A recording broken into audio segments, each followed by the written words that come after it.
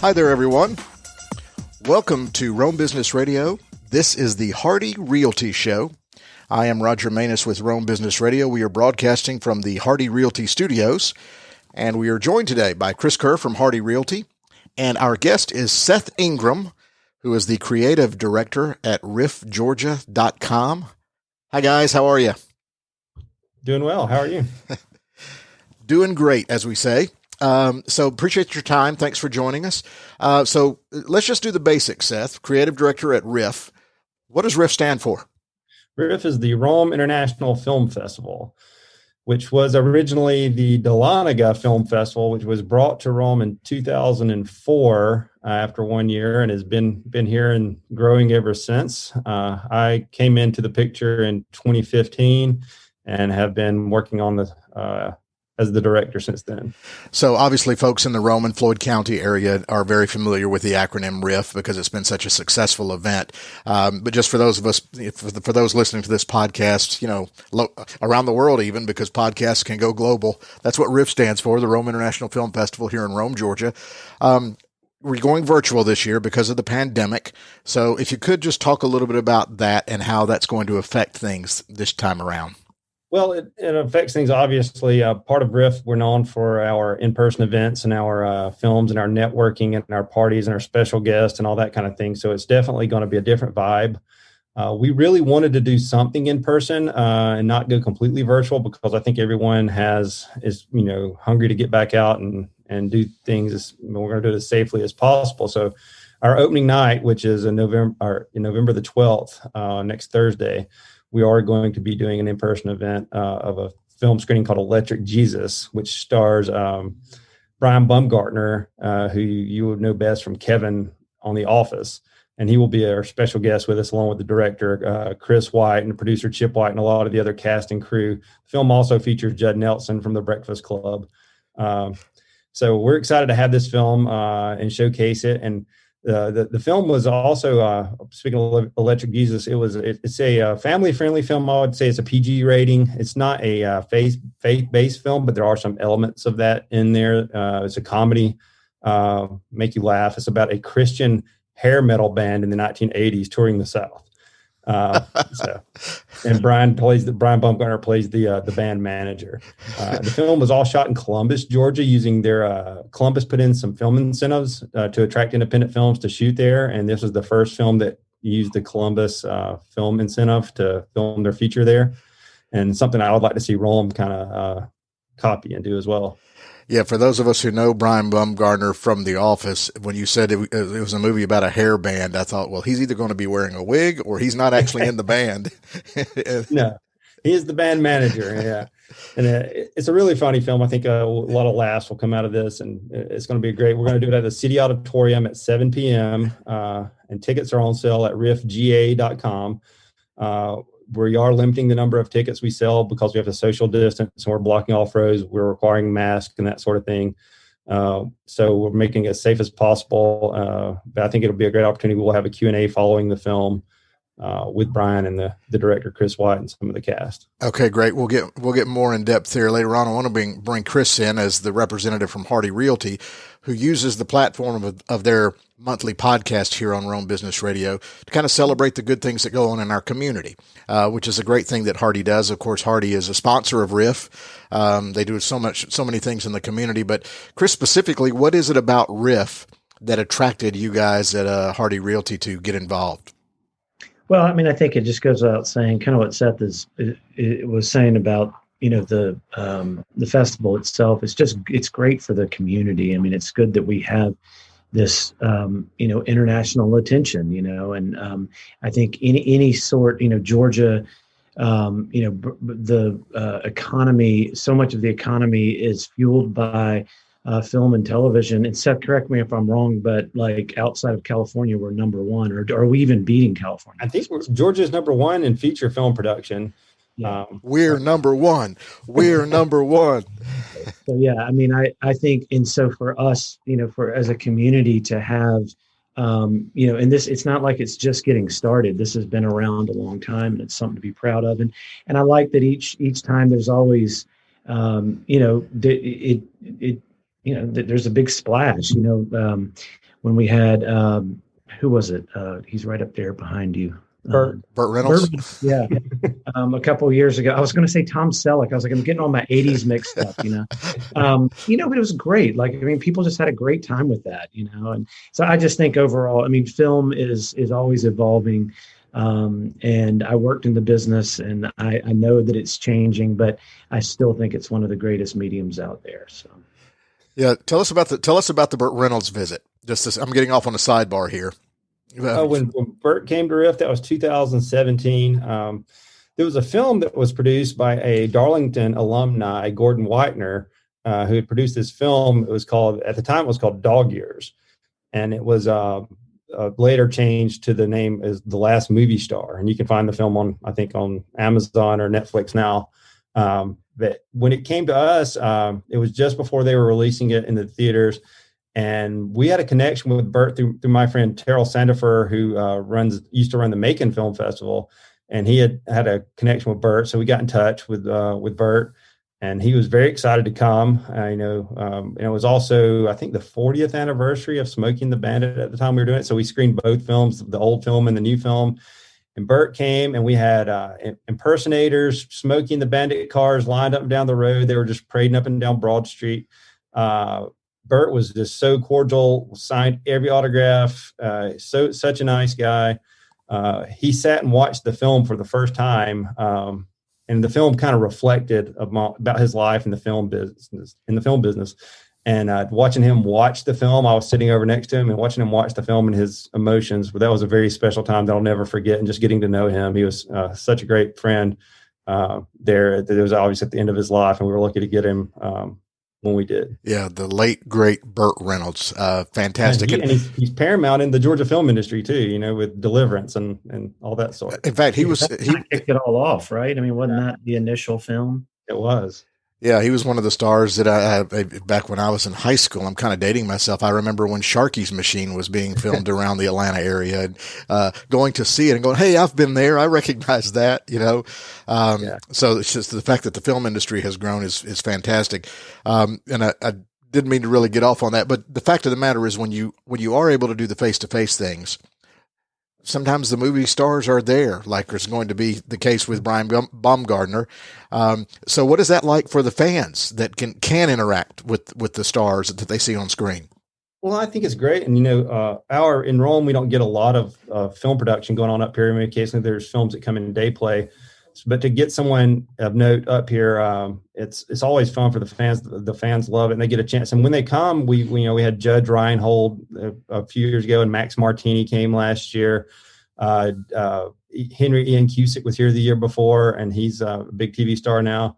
And for the fans, just to get a chance to really get to meet these people as people, because when they're here, they're very cordial and nice. And we haven't had anyone yet that is super pretentious and doesn't want to meet everyone. But, obviously we got to use some precautions this year with the pandemic. But normally it's great just interacting with them and getting to see them as people, and they're great with their fans. Well, and it is fantastic that you are taking the pandemic protocols, but still getting a live event on. So that will be next Thursday, the 12th, correct? The 12th at 7 p.m. Okay. But the rest of the festival is virtual. So take us through that. What does that mean? Well, we've obviously scaled back a little bit in what we normally do. We've shown as many as 150 films during the festival. I think we have 70 this year, 72, somewhere in there. And you'll log on to we're using a platform called Eventive that was created for film festivals to sell tickets. And then they've adapted the software so that you can do the virtual streamings and do all the digital rights management and all that sort of thing.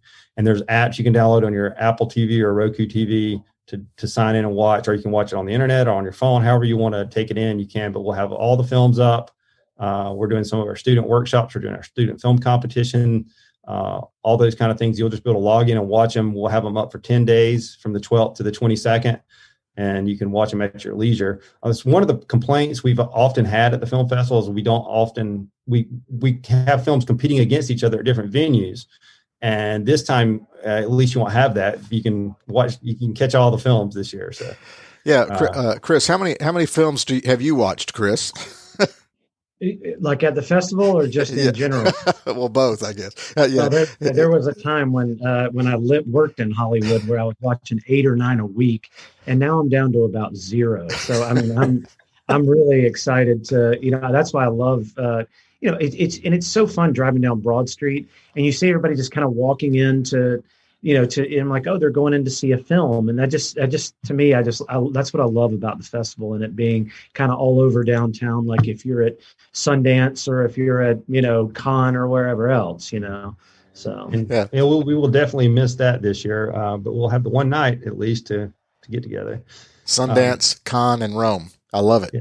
And another thing that we touched on with Georgia being the film production hub, and how can Rome participate more in that. So part of why I chose this film, Electric Jesus, to screen here, so some of our people can talk to the producers and say, hey, well, what would it take to get more films to shoot here and produce here? Because it's a big economic development tool and an easy way to recruit some economic development to the community and help, Chris and the real estate business as well.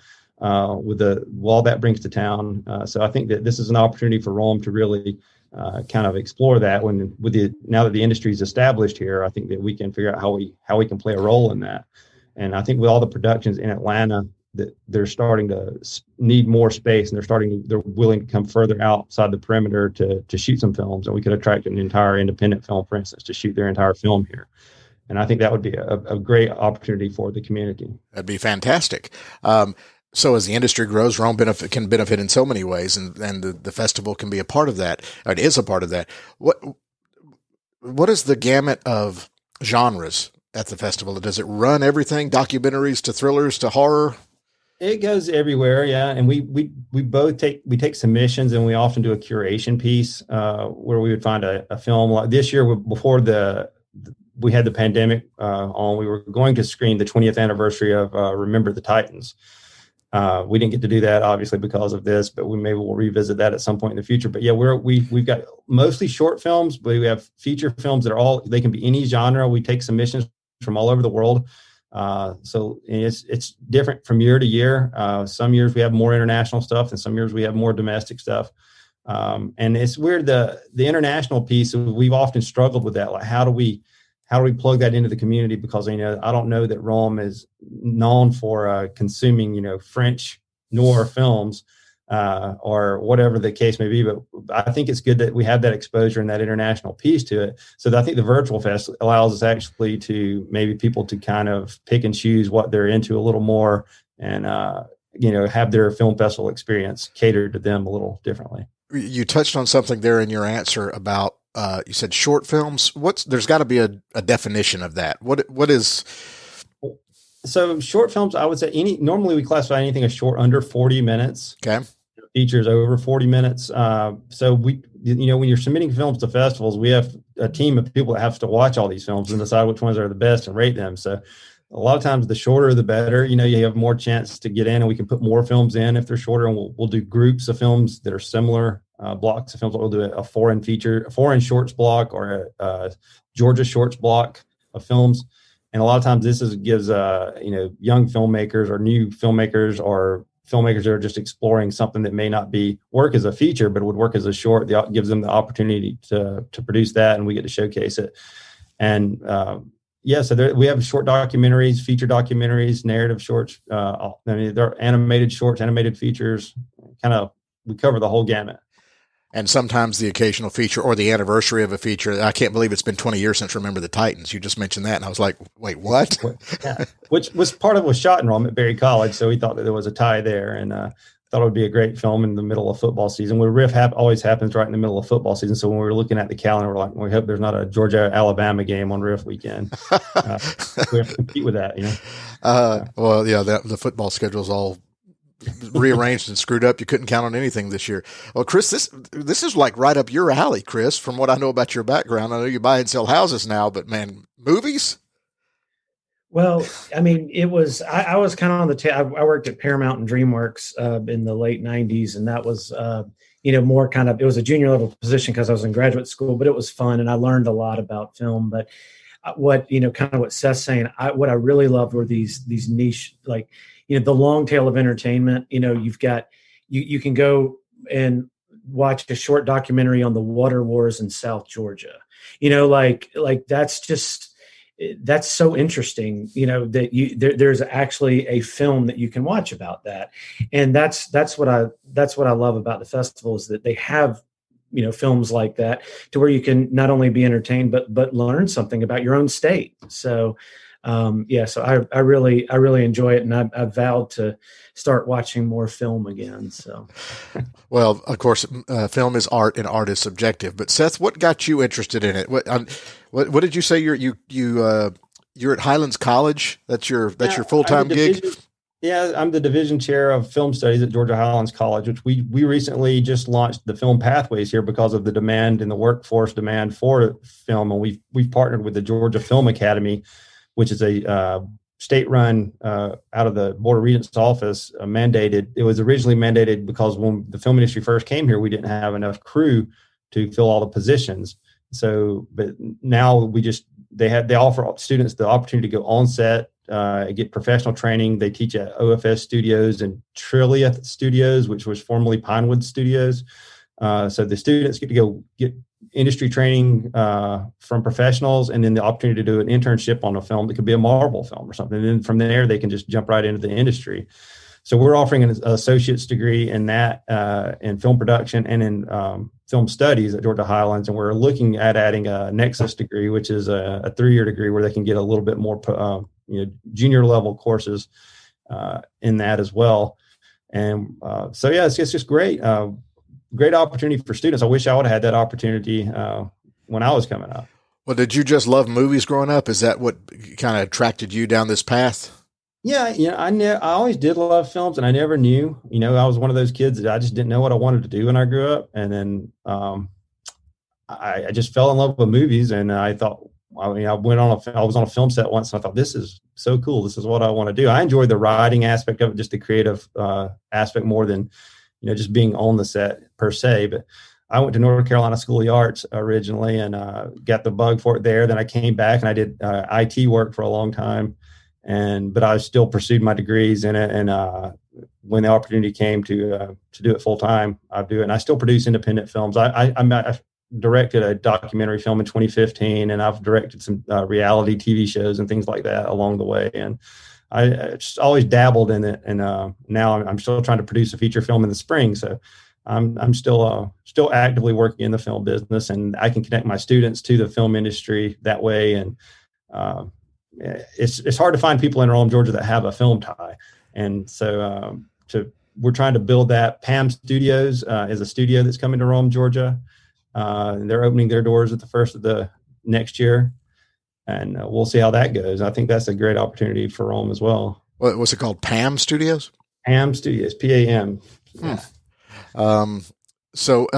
We had mentioned Hardy Realty. Where else do you get your corporate support there at RIFF? Who are some other partners you have here in town? We get support from a lot of the finance. Synovus Bank, Georgia Highlands is a big supporter, obviously. All the colleges. Kersey Ford is a big sponsor. We really appreciate what they do for us. Hardy Realty, we're very thankful for them.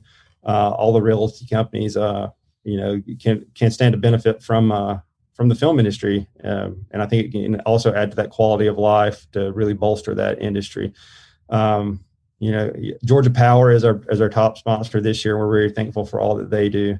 RACA, we're very thankful to have the Rome Area Council for the Arts, and all the grants that they're able to give and support the local arts is very important. And I think it's very important to attracting people to our town and our community. So we're very thankful for RACA as well. And Chris knows a thing about RACA. Yeah. Well, yeah, Chris, we've touched on that before regarding quality of life. Obviously, Hardy is in the realty business, but RIFF is something that obviously adds to the quality of life, not just for the citizens of Rome, but people who may move to Rome. And quality of life is incredibly important in any area, is it not? Oh, yeah. Well, I mean, that we just did a campaign for RACA that just, that Kelly Moore photographed. We wanted to get, some of the people that received the grants, including RIFF, but to really not just to highlight kind of who they are and what they do, but also talk about why the arts are important. So we had county commissioner, city commissioner, we had,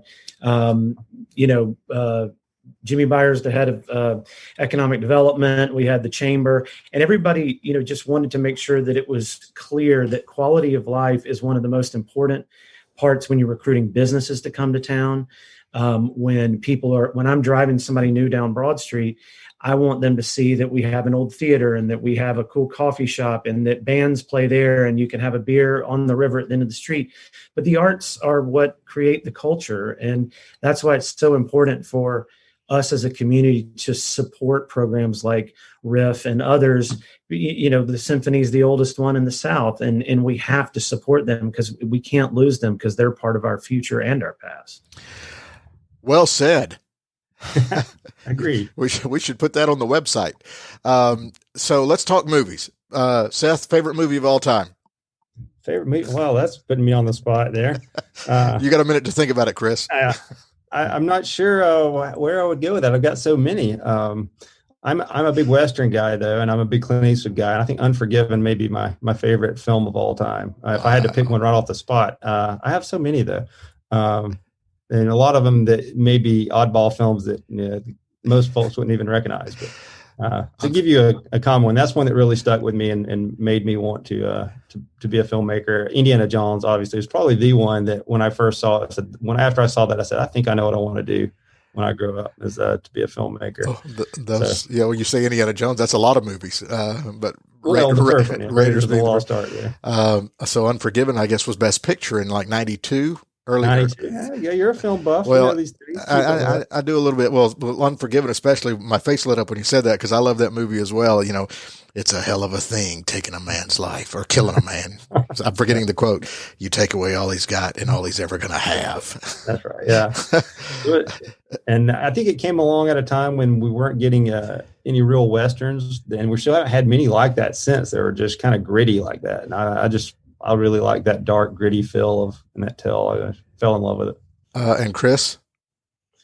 Well, I'm kind of like Seth. It's kind of hard to, it's like, what's your favorite food? Well, I like sushi on Sundays, but I also like steak, but I love like the look and feel of kind of like the 60s and 70s films, like Butch Cassidy and the Sundance Kid. I know it's a weird film, but like Harold and Maude, which just is such a cool feel, and it's just so progressive for, I think it was like 1970. I love like films like that, but I'm also just, I could watch Ferris Bueller 3 times a day and just be happy, just because I feel like that's such a lost. The 80s films just make you feel good. Like when the pandemic went down, I just started watching like Cheers reruns, just because I was like, I just need because you needed to go where somebody knew your name. Yeah, this is just going to end well. You know what I mean? Like I'm not going to feel bad. I'm just going to be able to go to bed. So anyway, there are a lot of. Unfortunately, I started collecting VHS tapes, which was just right at the wrong time, late 90s, and then DVDs were out 2 or 3 years later. It's like if you're collecting cassettes, and then and then CDs came along.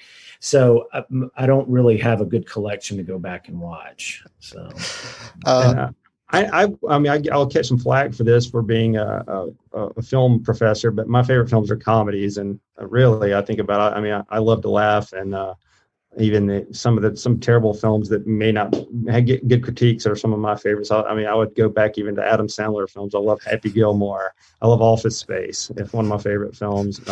Somebody stole your stapler. Yeah, exactly. Comedy is when I write, that's the genre I gravitate toward as well. So I love.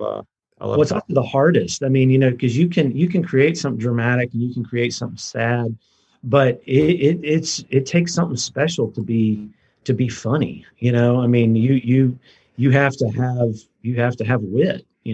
So. Well, what's interesting to me is when we start talking about films, I love comedies too, and it is hard because of different genres.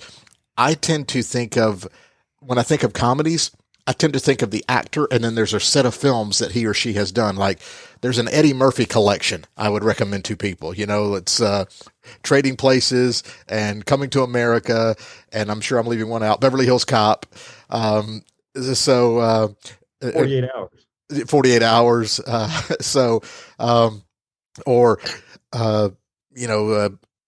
There's a Bill Murray collection that Groundhog Day and Stripes and probably another one or two, but I just tend to think of maybe on comedies as actors. It's so funny, but we all have our little favorites, which I guess is the beauty of it.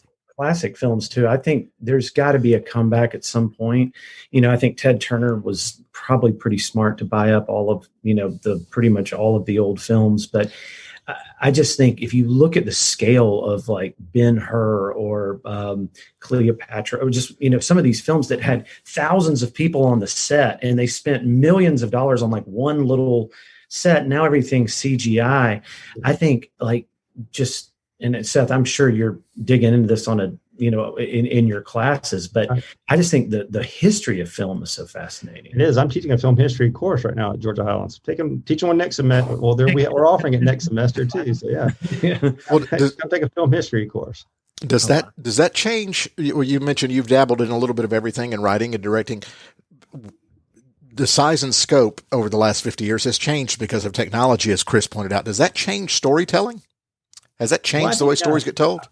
I think obviously all the technology shifts change storytelling. And I think that normally it's the independent auteurs that are early on the cutting edge of working with the new technology before it kind of filters its way into the mainstream.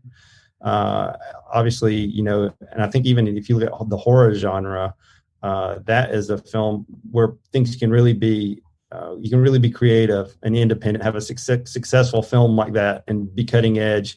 And you don't have to have stars in your film. And then that film can then inspire larger films to do that sort of thing. I think things like the Blair Witch Project and that sort of thing, the found footage sort of boon that created.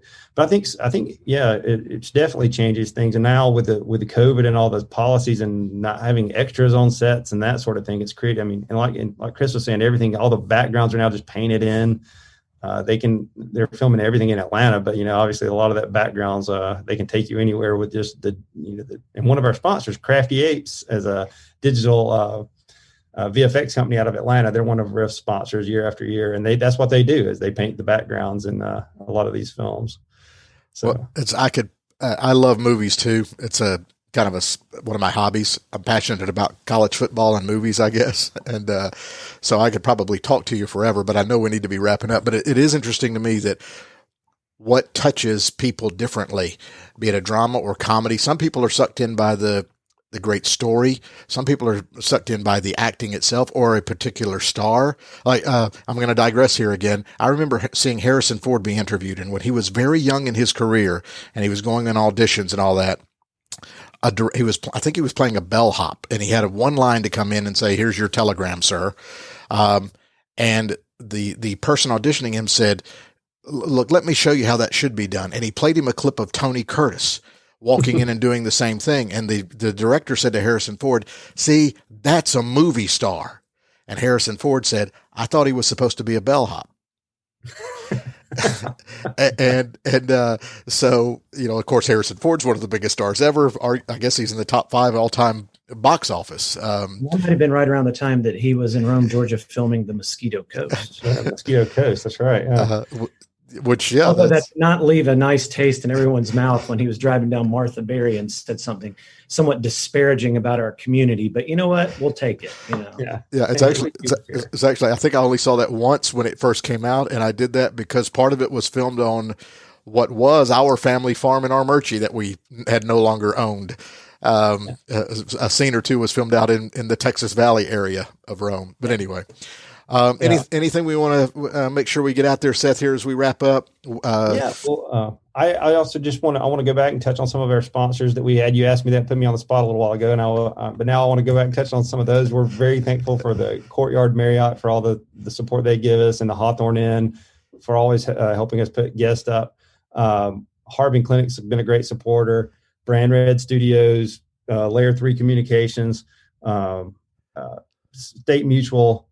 We get a lot of support, and we need the support. We depend on the support, and we're thankful for all the support we get from the community. Greater Community Bank, Synovus, Heritage First, River City Bank all support us. We're thankful for them. Now you just sound like a NASCAR driver. Yeah, I'm sorry. I want to touch on that, and I just want to reiterate to people, get your tickets now because we are limiting the ticket sales.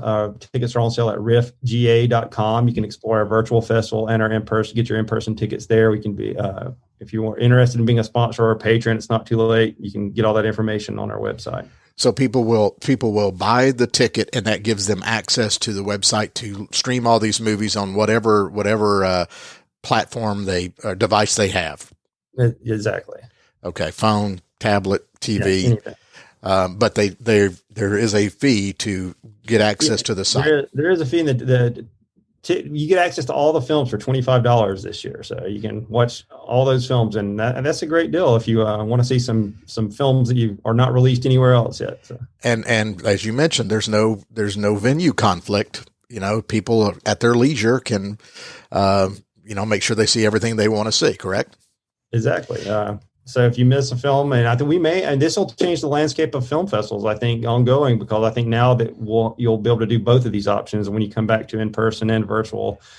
And the way people take in films now, most people watch new release films from their home and not in the theater. So I think the theater experience is going to become, more nuanced, but also something that to be cherished. And I think cinema is meant to be shared with other viewers. And I hate to see the cinema going away, and during this pandemic, it's sort of that definitely been emphasized that a home viewing is where it's at and where it continues to prosper. But we love having people in the theaters, and our historic theaters here, beautiful. The DeSoto Theater and the Rome City Auditorium are both great venues that we love to showcase those to all our filmmakers that come in. Yeah, the pandemic has hit the movie industry hard, and we certainly don't want it to go away, because the cinema experience is great. Getting your refreshments and enjoying a story with a crowd of people in a large room on a big screen. That's an enjoyable part of life. So I hope it can rebound here quickly. But first and foremost, we've got the Rome Film Festival coming. The website is riffgeorgia.com, correct?